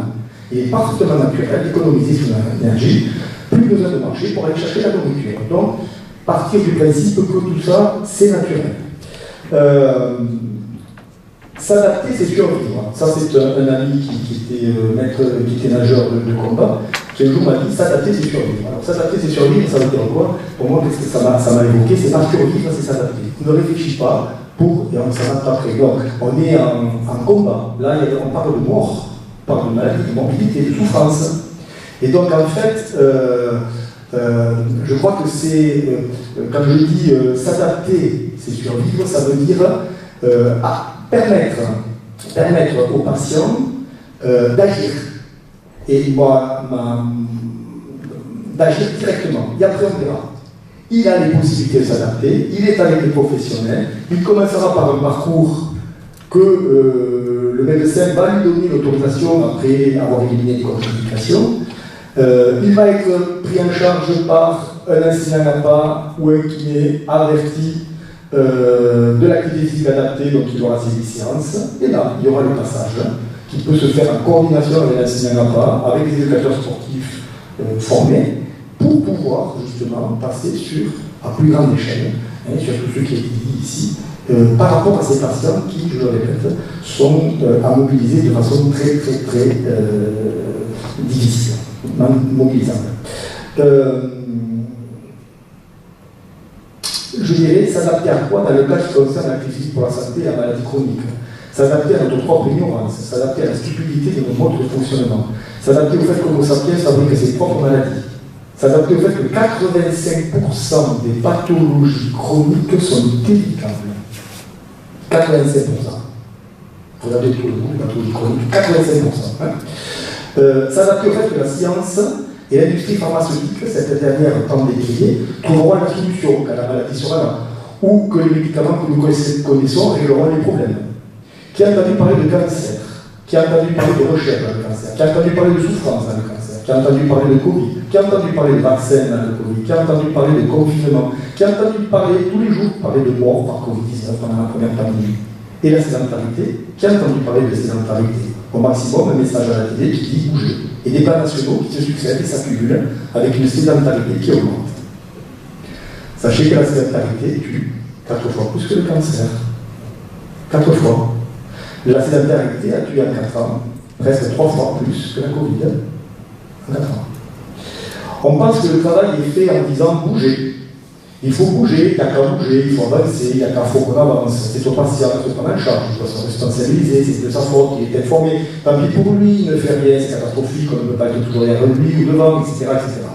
Résultat des courses, ce type de langage, inertie et alignante sur le court, moyen et long terme. Ceci a été mon expérience de 30 ou 2 années de pratique de la médecine générale en cabinet libéral. Et ce n'est pas mieux quand on regarde les patients qui passent en centre de prise en charge de l'obésité, centre de réadaptation cardiaque, centre de réhabilitation respiratoire, à 6 mois, même bien avant, plus de la moitié des patients ont abandonné leur activité physique pratiquée dans les centres. Alors que faire? Que dire? Mon constat est que le patient ne bouge pas pour sa santé. Ignorance de part et d'autre, stupidité de fabriquer nos propres maladies. Je tombe dans le même piège que. Je vais vous apporter ce que m'a dit hier matin mon patient Bernard, retraité devenu un copain. Le patient se bougera quand il sortira de son isolement, il se bougera quand il oubliera qu'il fait, il se bougera dans de petits groupes, il se bougera accompagné. Il se bougera s'il prend plaisir d'être avec la nature, dans les coulées vertes, les parcs, la forêt ou dans un gymnase, plaisir d'être en petits groupes, plaisir de faire en fonction des conditions et du contexte, plaisir de bouger selon ses propres limites, plaisir d'entraîner le corps, pendant et après l'activité physique. Donc il n'y a rien à faire, il n'y a rien à dire. Il y a tout simplement à agir. Agir, c'est possible. Et à travers notre expérience sur le secteur de l'Ouest toulousain, c'est en route depuis 2 ans, et ça marche. Il s'agit de ce que nous avons appelé le parcours thérapeutique par l'activité physique, le parcours TAP. Ça marche pour le moment à la perfection, pour le court terme. Ça marche, mais nous n'avons que 2 ans de recul. Et avec vous, les associations, les clubs, il n'y a pas de raison que ça ne marche pas sur le moyen et le long terme. Lors des consultations, le patient accepte le parcours, ce qui est très étonnant. Quand vous lui parlez d'activité physique, les obstacles, vous parlez de ceci, là, le parcours qui est accepté, c'est comme ça. Je ne fais que vous rapporter, c'est mon expérience. J'ai été très surpris par le nombre d'accueils très favorables aux propositions d'un parcours, et très surpris par les résultats rapides et l'enthousiasme et le désir qu'ils ont à continuer l'exercice physique après cette première étape du parcours qui leur a été proposé. J'ai été surpris par l'excellente adaptation du patient. C'est ce que je disais, agir, adaptation, survie, moins de maladies, moins de souffrance. Alors qu'ils sont pour la très grande majorité d'entre eux porteurs de pathologies chroniques, souvent multiples et intriquées. Et tous les patients porteurs de pathologies chroniques stabilisées peuvent bénéficier de thérapeutiques par l'activité physique et des conseils pour les sortir progressivement de leur sédentarité. Alors, que nous apporte la nature? Le naturel. Le naturel de nos gènes, marcher loin, en économisant notre énergie. Le naturel de la libération dans le corps de tous nos médicaments internes que va mettre à l'œuvre l'activité physique. Bouger en étant accompagné jusqu'à l'autonomisation constitue la mise en mouvement permanente de la plus grande pharmacie au monde, qui n'est autre que l'être humain que nous sommes. Pas moins de 500 biokines, par exemple, sont présentes et mobilisées dans le muscle en mouvement. Quel est le tronc commun à toutes les maladies chroniques? L'inflammation. Et on en parle de plus en plus de l'inflammation, même dans la dépression. Quelle est l'action de myokine? Un rôle anti-inflammatoire, un rôle dans le renforcement du système immunitaire. Qu'apporte l'activité physique? Ça a été dit, un meilleur sommeil. On connaît de plus en plus le rôle inflammatoire sur le corps des troubles du sommeil type insomnie, les troubles respiratoires du sommeil, l'apnée du sommeil, avec comme conséquence maladie d'Alzheimer, maladie cardiovasculaire, HTA, infarctus, AVC, diabète et autres. Une meilleure alimentation, on connaît depuis très longtemps le rôle inflammatoire sur le corps d'une mauvaise alimentation, Hippocrate en parlait déjà. Une meilleure gestion du stress, on connaît parfaitement le rôle inflammatoire sur le corps de l'hyperstress. Une meilleure concentration, le rôle social qu'apporte l'activité physique et que tout le monde ici connaît. Alors que reste-t-il de tout ça en fait? Le souhait que nos patients redécouvrent simplement ce que la nature en mouvement de leur propre corps peut leur apporter en termes de plaisir et de santé. Le souhait que le lien se fasse entre eux et vous, garant une action à long terme.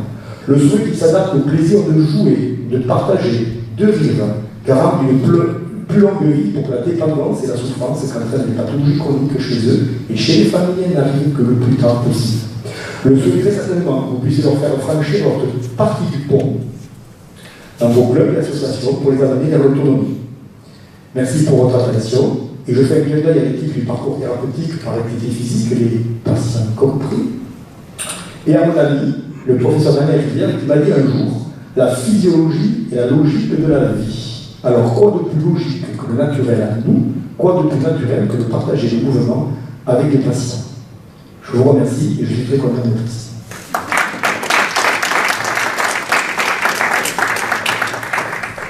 Merci Frédéric, très bon texte. Je pense que si tu l'autorises, on partagera dans le compte rendu. En tout cas, c'était très vivant. J'ai l'impression d'être ton patient durant cette belle allocution. Merci beaucoup Frédéric. Est-ce qu'il y a des questions pour Frédéric? En tout cas, c'est un très fort témoignage. Ce que je propose, c'est effectivement l'intervention maintenant de l'escalade. Donc Florence, voilà. Je crois que tu as un petit teaser.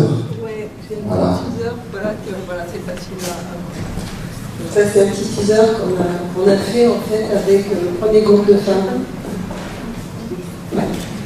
Il y avait ça pour mettre Le cancer du sein touche une femme sur 8 en France. Tous les ans, c'est près de 60 000 nouveaux cas. La recherche fait des progrès et permet d'augmenter l'espérance de vie et les chances de rémission. Mais ça ne fait pas tout. Devenez actrice de votre reconstruction. Venez grimper pour dépasser le cancer du sein. Un cancer du sein n'est plus une épreuve qui se vit aussi bien physiquement que psychologiquement. Les opérations et les traitements ont pu meurtrir le corps. L'activité physique est primordiale pour la reconstruction, pour lutter contre la mauvaise fatigue et la récidive. Le TAC propose l'escalade comme activité physique avec un programme adapté, conçu et encadré par des professionnels de santé de l'escalade.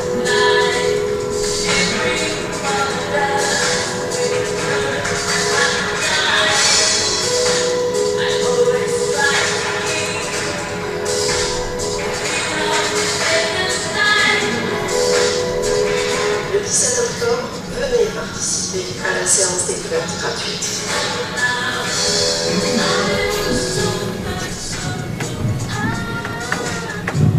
Voilà, donc on a fait un petit film, donc on s'est lancé dans cette aventure-là en 2021, maintenant, ça fait déjà un petit bout de temps. Ça a commencé d'abord par une formation. La Fédération française de montagne et escalade forme en fait des éducateurs professionnels et bénévoles justement pour le sport santé. Donc on est allé donc Laurent qui est lui professionnel et initiateur du projet et moi qui suis bénévole et co-initiatrice du projet. Nous sommes allés suivre une formation à Paris avec des médecins, avec des kinésithérapeutes. Donc plus spécifiquement, on va dire, pour le cancer du sein, mais ça nous donne accès en fait à un certificat de spécialisation santé, la Fédération française de montagne et escalade, et en fait on pourrait faire rentrer d'autres pathologies, et mon souhait c'est de faire rentrer d'autres pathologies que le cancer du sein dans notre activité escalade. Donc on a eu pas mal de mal à se lancer, à trouver des femmes qui étaient volontaires. Magali a intervenu, donc qui est la médecin qui nous accompagne, donc est intervenue dans plein d'endroits, elle fait partie du CTPS, enfin bon, et justement pour arriver à ce qu'on ait quelques femmes qui arrivent à avoir l'ordonnance pour commencer avec nous, et ça c'était donc l'année dernière, en 2023, donc c'était le printemps 2023 en fait, on a vu, donc ce sont ces femmes-là qui ont fait le petit film avec nous. Bon, on n'a pas montré certaines séances parce qu'à l'échauffement on fait du renforcement musculaire, notamment au niveau de l'épaule. Je veux dire, on fait des jeux aussi, c'est très drôle, on s'amuse énormément. Et un petit peu toute cette activité ludique et activité physique, donc vous voyez, elles ne sont pas en train de faire des compétitions d'escalade dans des gros délires et tout, c'est quelque chose qui est très, très accessible pour tout le monde. Ce qu'on arrive à faire, en sachant que là on a recommencé, suite en fait à mon passage le 13 octobre pour l'Octobre Rose à l'Oncopole, on a réussi à remonter un groupe de femmes, donc ce sont des femmes qui sont venues, des kinés qui sont venues, qui ont rencontré notre projet, et là on a réussi à redémarrer un groupe depuis novembre, avec donc des femmes qui sont aussi, pour certaines d'anciennes grimpeuses qui n'osaient pas se relancer toutes seules, et là comme elles savent qu'il y a un bilan qui est fait par Magali, il y a un bilan qui est fait par Beata, la kiné qui est bénévole avec nous, et puis qu'après on les accompagne en ayant été formés, en ayant déjà eu ce groupe. On laisse sa vie personnelle un peu de côté, et puis quand on veut y retourner, on se rend compte qu'on a quelques difficultés, et on doit trouver des moyens adaptés à le faire. Alors maintenant, il y a des moyens techniques pour le faire qui est très bien. Moi, je fais par exemple beaucoup de vélo, mais j'ai beaucoup de mal à m'aider à suivre les gars. Mon fils qui a 30 ans et ses copains. Et bien, acheter un vélo électrique, vous les laissez sur la première vitesse, et il faut 50 km comme eux, à la même vitesse qu'eux, et quand vous arrivez, vous serez bien fatigué, et vous aurez bien pratiqué une activité physique. Donc, il y a des moyens maintenant qui permettent de le faire, mais je pense que c'est surtout ça qu'il faut. Alors, je ne sais pas si les pays anglo-saxons sont un bel exemple, mais il y a des pays comme la Nouvelle-Zélande, l'Australie, qui essaient de promouvoir l'activité physique tout le long de la vie. Et je pense qu'on devrait essayer de prendre exemple sur eux. Et c'est comme ça qu'on y arrivera en essayant que chacun puisse pratiquer une activité physique adaptée à ses conditions. Malheureusement, en cas de maladie, c'est un peu plus compliqué, mais au moins aux conditions qu'il a dans sa vie personnelle pour pouvoir pratiquer tout le temps. En tout cas, c'est ce que nous, on essaye de faire au niveau de la délégation des sports. Et je remercie Ali Bengoua, qui est conseiller municipal, qui est là avec moi, d'être présent. C'est ce qu'on essaie de faire, de vous accompagner, mais je le redis, avant tout, ça passe parce que vous êtes en capacité de le faire. Tout à l'heure, on disait que les clubs sportifs, c'est pas que la compétition. Alors souvent, les entraîneurs, ils ne voient que par ça. Mais si un club vient nous voir en disant, nous, on monte une activité physique adaptée pour telle pathologie, pour telle catégorie de personnes, on va essayer de l'accompagner autant que possible, au même titre que les sportifs de haut niveau ou autres. Donc voilà, c'est un peu le message que moi je voulais faire passer ce soir. N'hésitez pas à venir nous voir. Si vous avez des idées, n'hésitez pas à en parler. On travaille de concert à mon ami Arnaud Signon, qui est premier adjoint, qui s'occupe de tout ce qui est de la dimension sociale, n'est pas là, mais il travaille avec Frédéric Denouille au niveau de la communauté territoriale de santé. Il y a des actions qui sont mises en place par rapport à ça. Donc il ne faut pas hésiter, s'il y a des idées ou des actions qui doivent être mises en place, à venir nous voir. On fera le maxi pour vous satisfaire. Voilà, merci beaucoup.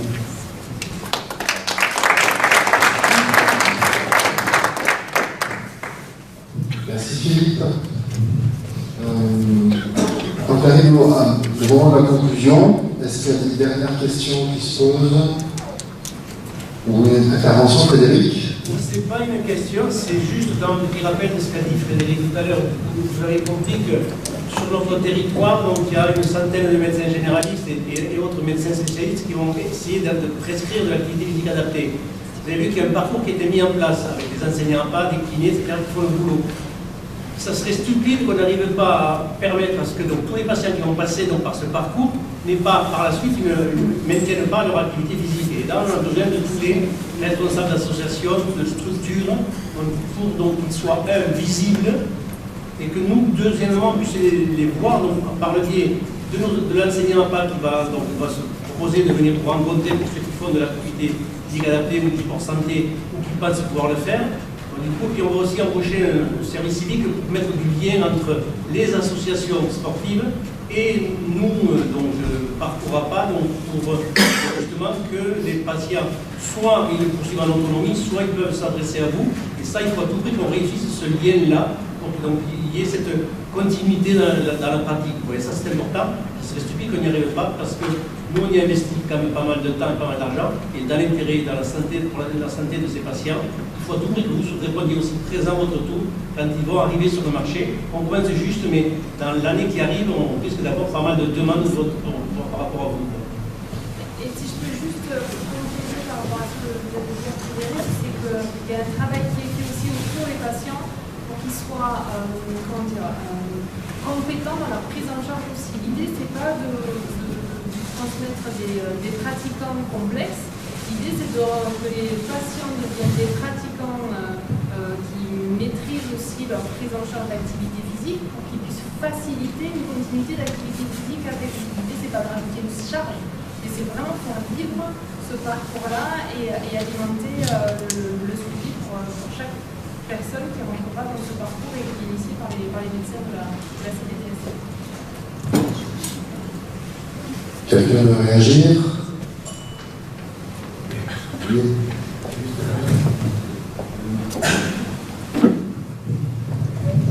Bonsoir, je suis de la salle de Saint-Gilles. Nous animons depuis quelques mois des sorties de marche. Ça a été organisé par le Formil avec aussi notre médecin qui nous a fortement conseillé. Nous sommes quelques participants avec plusieurs pathologies diverses. Et pour nous, c'est un vrai bonheur que de pouvoir participer à ces séances de marche, qui sont des séances conviviales, qui ont 3 buts, c'est-à-dire se faire plaisir, la convivialité et aussi être le médicament, c'est-à-dire la marche remplace beaucoup les médicaments. Moi, je vois personnellement, avec ma pathologie, j'ai dû arrêter pas mal de médicaments depuis que je pratique la marche. Surtout les poids. C'est-à-dire que je n'aimerais pas que ce programme s'arrête parce que du moment qu'on est pris en charge avec nos coachs, comme Lisa et Willy, que ça s'arrête, que cet engouement ne soit qu'un feu de bois, c'est-à-dire que ça puisse durer dans le temps. Et pour cela, malheureusement, il faut de l'argent et de la bonne volonté.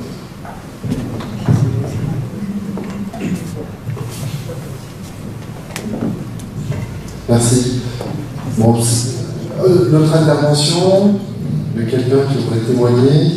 Je sais qu'il y a d'autres personnes ici, je pense à Félix, qui est président de l'athlétisme de Colomiers aussi, qui a une expérience et qui, je ne sais pas si tu veux intervenir ou faire partager un petit peu ce que tu sais. Je te laisse donner un petit... Bonsoir, je suis Félix Caramont, président et coach au club d'athlétisme de Colomiers. Bon, écoutez, je vous ai écouté.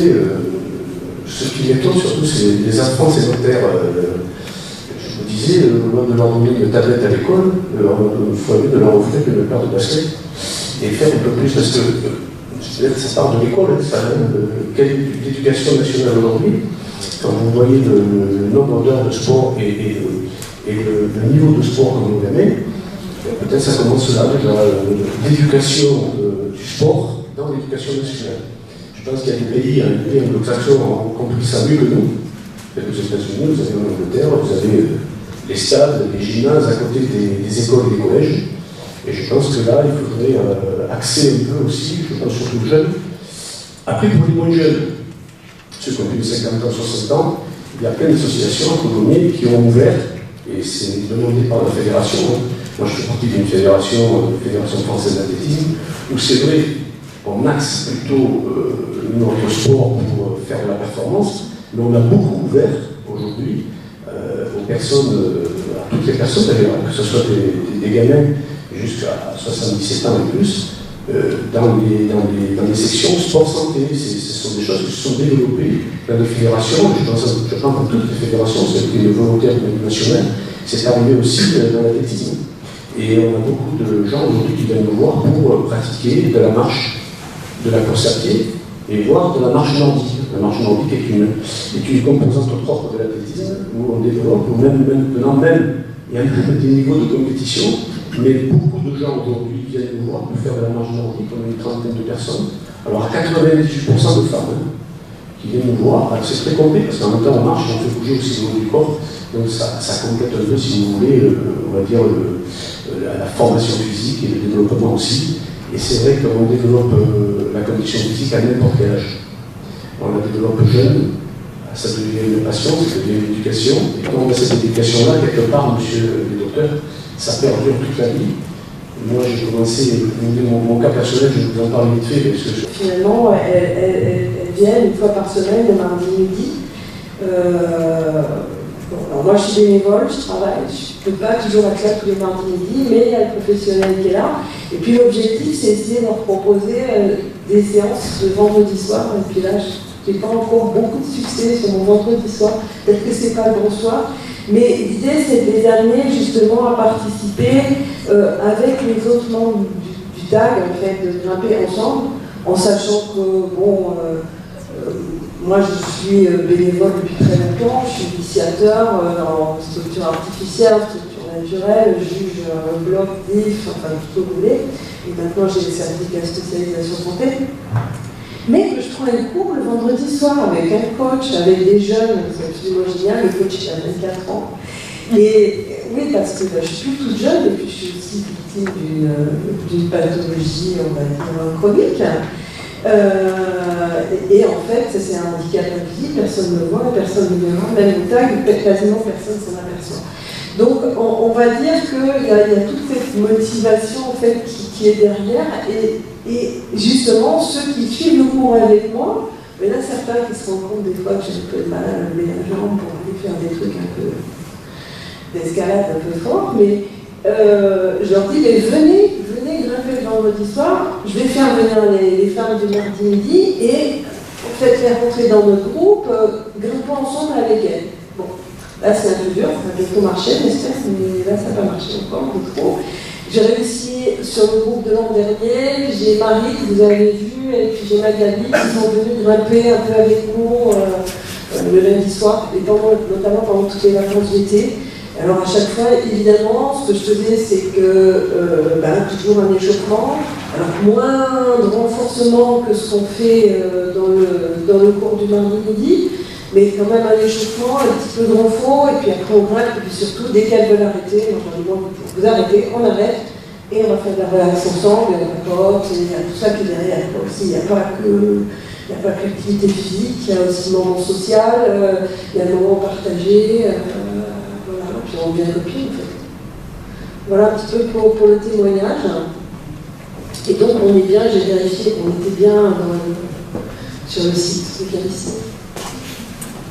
Maintenant je réponds aux questions. Voilà. C'est une question de Florence. Oui. Vous avez une macro-branche à Tournefeuille dans le Ramay. Oui. Nous sommes intéressés de créer quelque chose comme ça à Colomiers. Dans notre quartier de Pigeonnier, nous avons 2-3 petites forêts avec des chênes.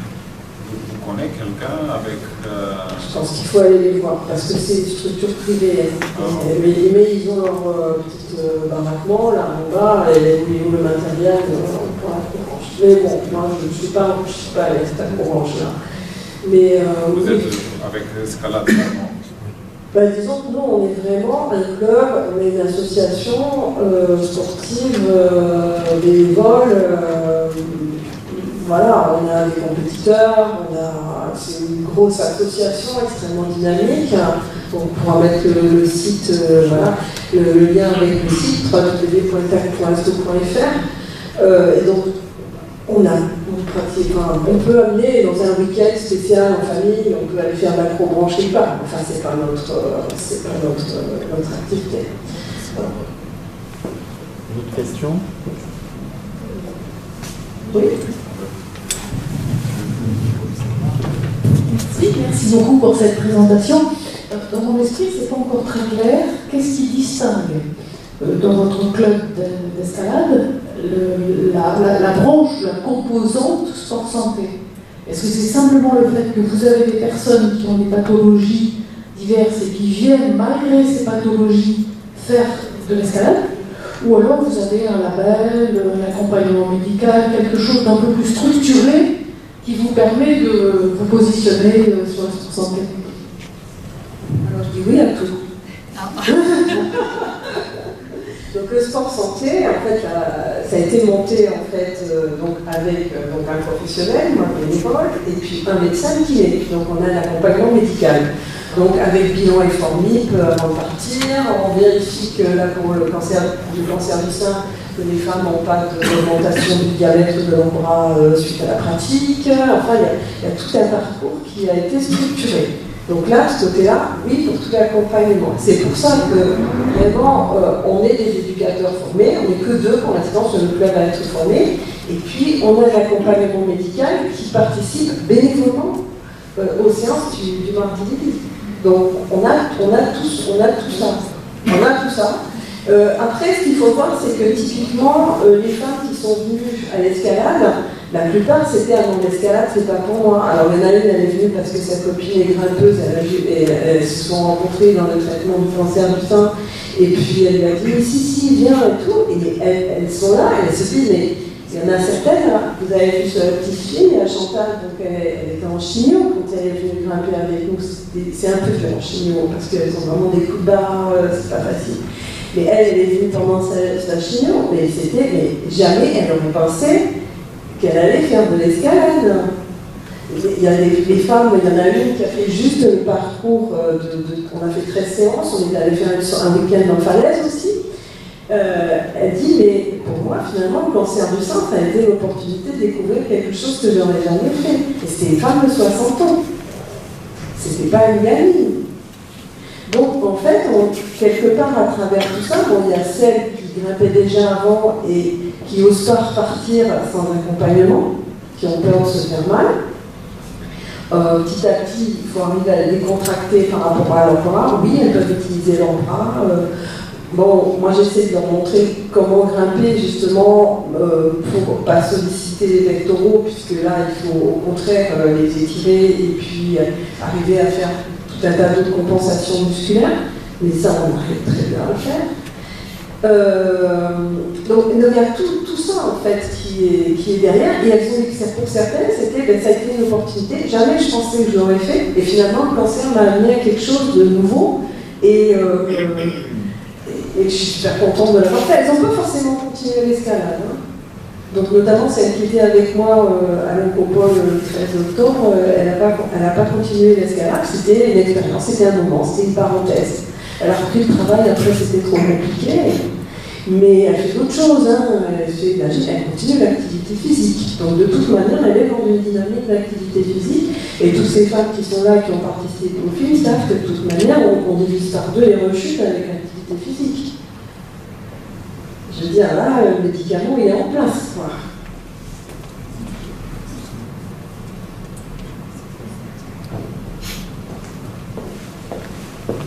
fait moins mal que la chimio. Merci Florence. Une autre question? Frédéric. Pour remettre ça, effectivement, il y a une prévention primaire, c'est-à-dire avant la maladie. Ils ont fait des études aux États-Unis, c'est des infirmières. Vraiment, une grande étude, ils ont montré qu'il y avait 30 à 50% de moins de cancer du sein chez les infirmières, dans le groupe des infirmières qui pratiquaient l'activité physique.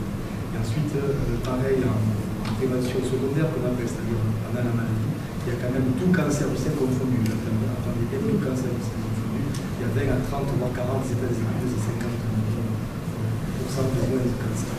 Et par exemple, dans l'insuffisance cardiaque, on peut dire, on est en grade A dans l'efficacité de l'activité, c'est-à-dire c'est aussi efficace que le médicament. C'est pas le cancer du sein, mais c'est pour dire que c'est effectivement merci de cette humanité aussi, ce village de la simplicité. Voilà. Mais derrière, en fait, j'ai envie de dire que finalement tout ça, c'est le bénéfice sera secondaire. C'est pas la cible. La cible, c'est qu'ils prennent plaisir, qu'ils participent. Voilà. Et en fait, on aura le fruit finalement, le fruit qui peut être recherché pour un médecin, mais qui n'est pas. Le fruit sera un effet secondaire. La santé, le médicament sera l'effet secondaire. L'effet du médicament sera l'effet secondaire. Merci. On arrive donc à la dernière intervention. Je voudrais à Philippe de venir donner un petit peu ses connaissances, partager quelques connaissances sur la pratique du sport santé sur Colomiers. Oui, bonsoir à tous. Alors moi je suis Philippe Briançon, je suis l'adjoint au sport de la commune et conseiller régional d'Occitanie. Donc comme Guillaume, j'ai préparé des notes pour rien oublier. Je voudrais d'abord remercier l'Omnisport pour cette soirée.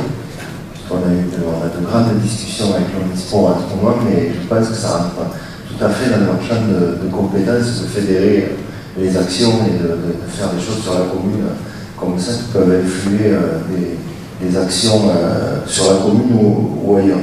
Et je voudrais remercier sa présidence et on pense à elle parce qu'elle a décédé dans sa famille. C'est pour ça qu'elle n'est pas là ce soir. Alors, quand Guillaume m'a parlé, je ne savais pas trop comment aborder la question et je n'avais surtout pas l'hésitation de faire une liste exhaustive de ce qui se passait dans la région Occitanie parce qu'au départ, c'est ce qu'il m'a demandé. Il m'a demandé de voir quels étaient les dispositifs qu'il y avait sur la région Occitanie en ce qui concerne le sport de santé et de donner quelques exemples. Alors, je me suis bien évidemment rapproché des services de la région et alors, je connaissais déjà la réponse. Il n'y a pas de dispositif spécifique sport santé à la région Occitanie. Il y a des dispositifs pour la santé, des dispositifs d'aide pour le sport, mais il n'y a pas de dispositif spécifique. Mais ça n'empêche pas de ne pas les détourner, mais notamment ceux du sport, quand il y a des subventions qui sont données ou quand il y a des aides qui sont allouées, de les utiliser pour faire du sport santé ou pour faire du sport tout simplement, parce que je pense que c'est quand même ça l'essentiel. Alors, quant à la ville de Colomiers, elle développe beaucoup de dispositifs, que ce soit en interne de la municipalité ou en externe en accompagnement des associations. Alors, je dirais par exemple, en interne, on a un service qui est le service des festivités, qui est beaucoup sollicité au niveau des gestes et postures, avec beaucoup de pathologies liées à ça. Et a été mis en place, alors j'espère qu'ils le font toujours, mais a été mis en place, avant de prendre son travail, toute une activité qui permet de compenser les effets de port de charge, voilà, une espèce d'échauffement collectif des personnes avant de prendre le travail, qui est pris sur le temps de travail, bien évidemment, et qui permet d'éviter d'avoir des lumbagos, des choses de ce type. On a l'espace nautique Jean Gaucher, et j'en profite puisqu'il y a Mohamed Boudard, le directeur adjoint qui est là, et qui a amené des petits papiers par rapport à une activité qu'ils font, qui propose des activités qui s'adressent aux personnes avec une prescription médicale. Et d'ailleurs, les maîtres nageurs de l'espace nautique ont été formés par Informup à ces activités sportives, qui proposent également à tout public des activités d'aquagym, de bébé nageurs, mais qui, voilà, et donc qui essaie de développer cette activité, même si, comme on l'a dit, c'est pas forcément évident avec de nombreux clubs sur l'espace nautique.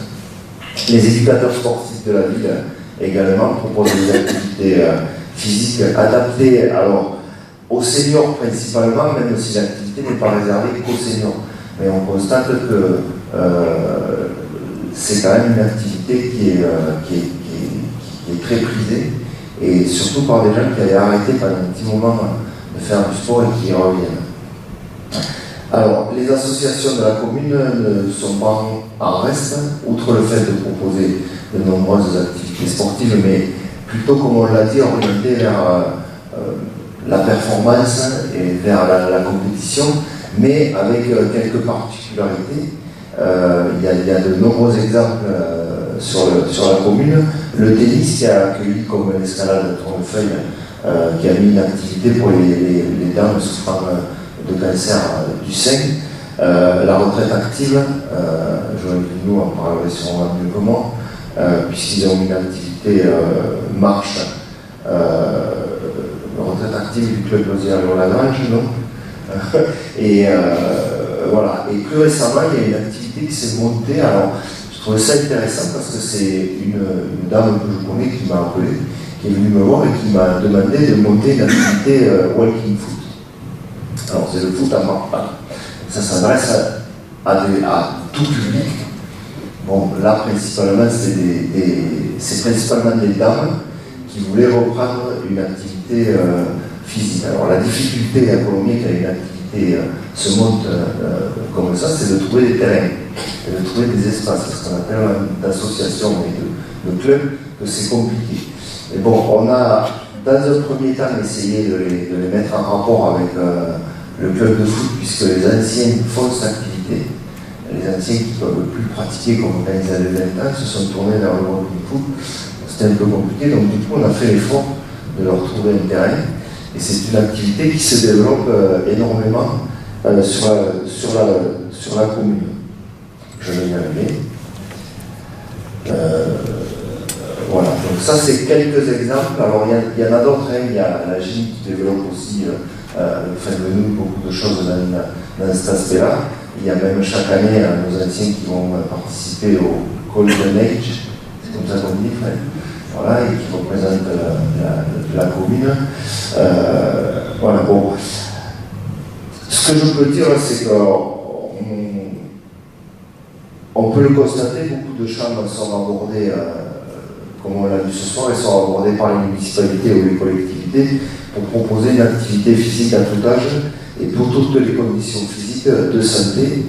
Il y aurait encore beaucoup de choses à dire. Dans tous les cas, la ville de Colomiers souhaite accompagner dans la mesure de ses moyens, et pareil, c'est un peu compliqué en ce moment, ce vecteur de bien-être pour l'ensemble des personnes présentes sur la commune. Et moi je dirais que ça passe avant tout par les gens qui sont dans la salle, les gens qui sont dans les associations. Parce que c'est eux qui sont le vrai moteur. Nous, on n'est que le relais et l'accompagnateur de ces pratiques. On peut mettre des choses à disposition, on peut donner des moyens, on peut essayer d'accompagner. Il faut qu'il y ait une vraie volonté par rapport à ça, des associations et des clubs. Donc il ne faut pas hésiter, quand il y a une idée, comme l'a fait la personne du Walking Foot, à venir nous voir pour essayer de discuter. Moi, quand je sais faire, je fais, quand je ne sais pas faire, je dis je ne sais pas. Mais on essaie en tout cas de trouver des moyens pour y arriver. Alors, pour finir, je vais dire un peu ce que moi je pense. Ça rejoint un peu ce qu'a dit le docteur Ray tout à l'heure. Je pense qu'il ne devrait pas y avoir de rupture ou d'arrêt de l'activité physique tout le long de sa vie. Alors moi j'ai essayé de m'astreindre, mais c'est un peu comme tout le monde. Vous en faites beaucoup jusqu'à l'âge de 20 ans, puis après il y a les études, puis après il y a les enfants. C'est celui que je connais le mieux. Moi j'ai commencé la gymnastique à 8 ans, mais auparavant je vivais dans des quartiers où on faisait du football du matin au soir, ou du rugby, et j'ai toujours fait du sport en fait, et à 12 ans j'ai commencé à faire de l'athlétisme, et j'ai fait 50 ans, depuis je suis à l'athlétisme, j'ai fait 30 ans de carrière d'athlétisme, et c'est vrai que j'ai développé des qualités physiques peut-être un peu en dehors de la norme. Voilà, j'ai un cœur qui a tapé à un moment donné à 32 pulsations minute, c'est quelque chose d'exceptionnel. C'est pas arrivé du jour au lendemain, c'est parce que je suis fait comme ça, c'est parce que j'ai pratiqué et j'ai développé des qualités voilà, que d'autres peuvent développer aussi. Donc c'est une question d'ambiance aussi, comment dire ça, donc c'est vrai que dans les villes où nous sommes, il y ait des lieux pour se développer dans tous les sports. Il n'y a pas que le football, j'ai entendu, bon, je suis assez surpris, mais je crois que si, je ne savais pas que dans l'escalade, il y avait aussi des dames qui pouvaient venir, c'est très bien. Je pense que les villes font beaucoup. Le Colomiers, je peux en témoigner, donne beaucoup de moyens pour développer le sport. Voilà, donc on essaie. Et on va continuer à faire cela, aussi bien dans le sport de compétition que dans le sport découverte de bien-être. Voilà, merci. Merci Félix. Du coup, le mot de la conclusion, voilà. Moi j'ai retenu quelques mots-clés comme ça. Premièrement, plaisir. J'ai retenu aussi médicaments. J'ai retenu aussi des comparaisons. C'est sur le fait qu'aujourd'hui la sédentarité a un impact très très fort sur la mortalité. J'ai retenu aussi la nécessité aujourd'hui du collectif. Et je voudrais conclure là-dessus, c'est que, en fait, on n'y arrivera pas tout seul, que les médecins et les patients ont besoin des associations. Et si on vous a réunis ce soir ici, et principalement dans les associations, c'est parce que vous ne savez peut-être pas, mais en fait, on a besoin de vous pour justement faire bouger notre territoire.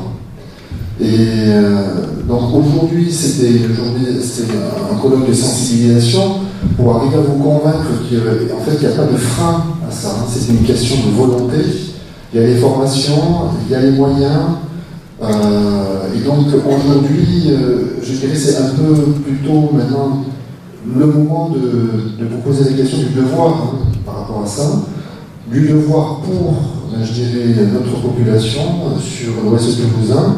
Et ne plus trop se poser la question de dire est-ce que je vais le faire ou pas, mais allons-y, ouvrons des sections pour en fait tout simplement communiquer, inciter la population à bouger sur l'Ouest toulousain.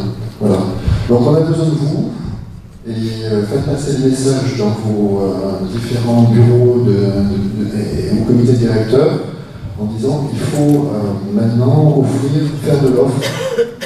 Les médecins ont besoin de nous, les patients aussi. Voilà. Ce sera le moment de la conclusion. Je vous remercie pour être venus, avoir consacré du temps à ça, et aussi merci beaucoup à tous les intervenants.